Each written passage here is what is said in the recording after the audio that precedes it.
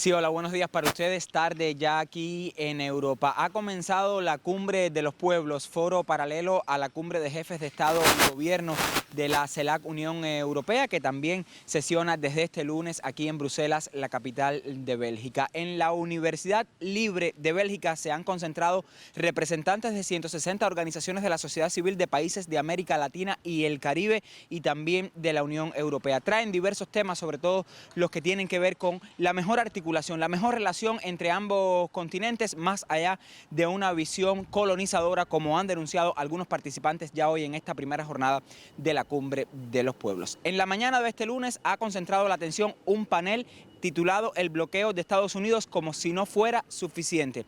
Las experiencias de 3 militantes europeos que estuvieron en Cuba y convivieron con la realidad de nuestro país fueron expuestas en este panel, en el que también hubo presencia de cubanos. Escuchemos cuáles fueron las opiniones de estos estas tres jóvenes, o sea, un hombre y 2 mujeres que estuvieron en nuestro país y compartieron con representantes de diversos sectores de nuestra sociedad.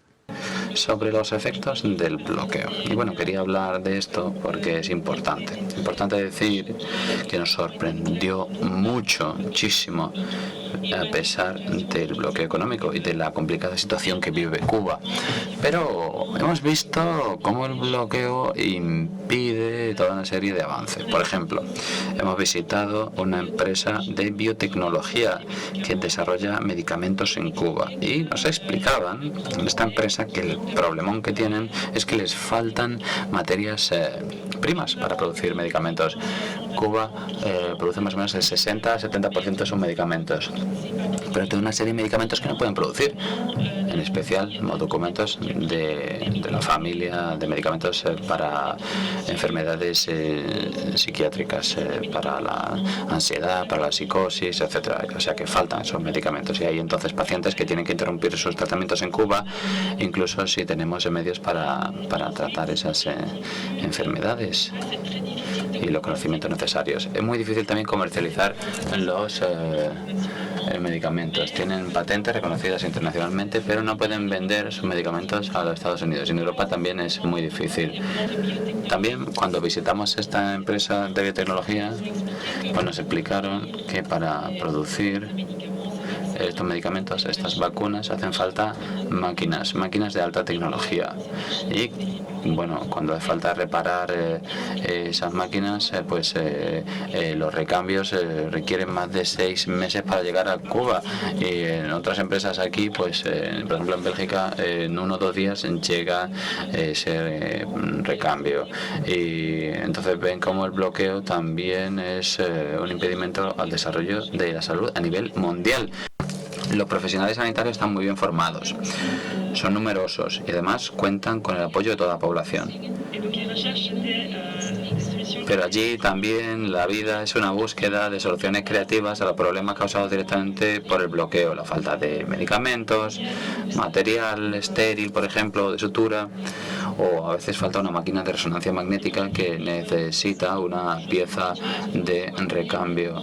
Todo esto por el bloqueo. Ellos son muy buenos para buscar soluciones a estos problemas. Son muy creativos, ¿no?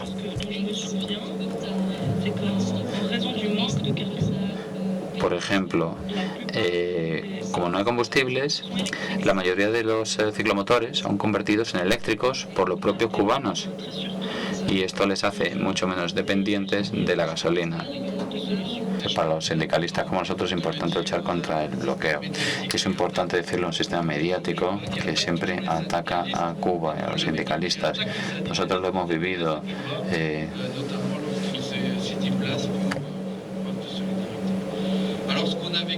Siempre que intentamos defender la solidaridad se nos ataca.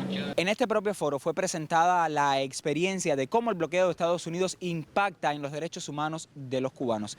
Desde la voz del vicedecano de la Facultad de Derecho de la Universidad de La Habana llegó la denuncia. Estamos hablando, reitero, de un sistema complejo, enrevesado, de medidas, de determinadas leyes que digamos que volver a su punto inicial va a ser muy difícil. Es verdad que el presidente de los Estados Unidos pudiera tener, bajo las prerrogativas que le da la Constitución de Estados Unidos, determinadas posibilidades de poder quitarle mucho del contenido al bloqueo, pero sin duda alguna estamos frente a un tema bastante complejo desde el punto de vista jurídico y desde el punto de vista del derecho internacional. El primer objetivo, el objetivo declarado, es la protección de los derechos humanos de los cubanos. Y eso nosotros distinguimos entre protección o objetivo declarado y el objetivo real. Porque cuando uno comienza a leer todos estos documentos, pues nos damos cuenta enseguida que el objetivo real es desestabilizar, forzar un cambio político en Cuba y sobre todo presentar un mundo sin alternativas posibles. O sea, estamos hablando que Cuba construye un modelo alternativo no solo por ruptura, sino por superación al capitalismo, y esto es lo que se intenta, digamos, evitar. No es posible un mundo donde esté Cuba y por tanto el objetivo real es debilitar el sistema cubano en el derrocamiento. A esta cumbre de los pueblos asiste el eurodiputado Manu Pineda, amigo de Cuba. Con él conversamos sobre la significación de este foro y, por supuesto, qué hay detrás de la convocatoria a la cumbre CELAC Unión Europea, a la que asiste el presidente cubano Miguel Díaz-Canel Bermúdez. Conversó con nosotros sobre esa visión colonizadora que ha estado matizando la preparación de esta cumbre y cómo este foro de las organizaciones de la sociedad civil pues viene a reivindicar esa mejor relación entre América Latina y el Caribe y la Unión Europea. Bueno, yo en primer lugar me detendría brevemente en explicar, cuando dices tú que se ha construido desde la visión europea. Hay que explicar qué significa eso, porque es que es grave. O sea, la cumbre Unión Europea-CELAC no se reunía desde 2015. Después de 8 años se reúne y en vez de acordar de forma horizontal entre la Unión Europea y la CELAC, pues desde la agenda a la declaración, a los objetivos, a la apuesta por acuerdos, a todo, porque una cumbre tiene que ser algo compartido. La Unión Europea, con esa especie de mezcla de nostalgia colonialista, siguen todavía un poco de algún modo estancados en hace 5 siglos, ¿no? Y, o sea, por un lado esa nostalgia melancolista y por otro lado, colonialista, y por otro lado ese objetivo, ese deseo de agradar al dueño del circo, como hacen todos los payasos, quieren ser los que agraden al dueño del circo, que en este caso es Estados Unidos, pues están ofendiendo a los pueblos latinoamericanos y a sus gobiernos legítimos. Están montando una agenda de forma unilateral, están llevando a cabo todo un proceso que tenía que ser compartido, lo están llevando con absoluta falta de transparencia, con absoluta opacidad, con imposiciones que desde luego no auguran, y ojalá me equivoque, pero no auguran un éxito de esta cumbre. El culmen de esto, en mi opinión, son dos, yo pondría 2 ejemplos.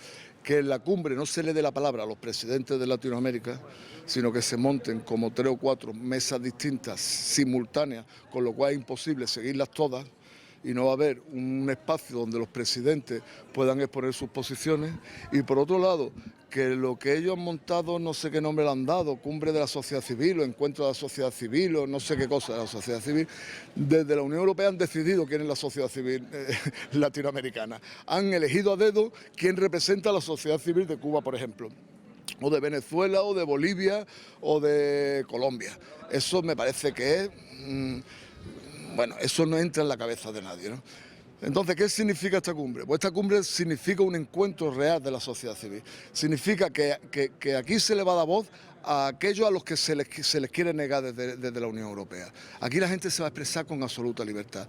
Va a darle visibilidad a otra forma de ver el mundo, que es lo que no quiere la Unión Europea. La Unión Europea quiere que lo que se haga de aquí es una apariencia de que el mundo se ve como dice la Unión Europea. Y vienen a decirle a los gobiernos, a los presidentes latinoamericanos cómo tienen que pensar ellos. Aquí se va a ver que América Latina y Caribe, y desde luego la mayoría de los pueblos, no hablo de los gobiernos, pero sí de los pueblos de la Unión Europea, quieren paz, quieren colaboración, quieren solidaridad, quieren fraternidad entre los pueblos. No quieren establecer relaciones en base a las bombas, en base a la coacción, en base a los bloqueos, a las sanciones, a las medidas coercitivas. Quieren que tú y yo nos pongamos de acuerdo en cosas, no que yo te diga a ti cómo tú tienes que hacer las cosas. Y entonces eso es lo que se está visibilizando aquí. Aquí van a haber una serie de paneles, de debates, de mesas interesantísimas, donde vamos a poner en común cómo queremos que sea el mundo que se está construyendo ahora. Ahora mismo se está construyendo el mundo para las próximas décadas. Lo que está en juego ahora en Ucrania no es una guerra entre Rusia y Ucrania, que no está pasando eso, está habiendo una guerra entre Estados Unidos, OTAN y Ucrania y Rusia en el tablero ucraniano. Ucrania se limita a poner los muertos, poner el tablero, pero quien está dirigiendo eso es la OTAN y Estados Unidos. Ellos quieren mantener a un muerto con respiración artificial. Ellos no asumen que el imperialismo estadounidense ha muerto o está clínicamente muerto. Y se niegan a darle el certificado de defunción. Y están dispuestos, como cualquier bestia herida, a morir matando, a ser agresivos, a si yo no domino esto, le pego una patada al tablero y no sé cómo decirlo de una palabra que no sea fea, pero ya me entiende, ¿no? Entonces, por otro lado, está una visión que compartís la mayoría de los gobiernos de la CELAC, que compartimos la mayoría de los pueblos de Europa y del mundo, que comparten pues desde China al Vaticano, a Lula, a Petro, a Lucho, a López Obrador, que es queremos un mundo en paz. Lo que ya se declaró en la CELAC en 2014, América Latina como territorio de paz, nosotros queremos que Europa también sea territorio de paz. Y que y que las relaciones entre los pueblos estén basadas en el mutuo beneficio, en la cooperación, en la solidaridad, en que no se le diga a Cuba tienes que echar al gobierno cubano porque si no te voy a asfixiar con un bloqueo que dura ya 61 años y que no asfixia. O sea, el pueblo cubano lo está pasando mal, está pasando necesidades por culpa de ese bloqueo, pero el pueblo cubano sabe quién es el responsable de sus necesidades, de sus sufrimientos. Entonces, que asuman ya que con la coacción, a lo mejor esto les sirve para que se rindan los gerifaltes europeos, pero América Latina, que un niño desde que nace en América Latina entiende perfectamente lo que es el imperialismo y lo que es el antiimperialismo, no se va a rendir a las coacciones.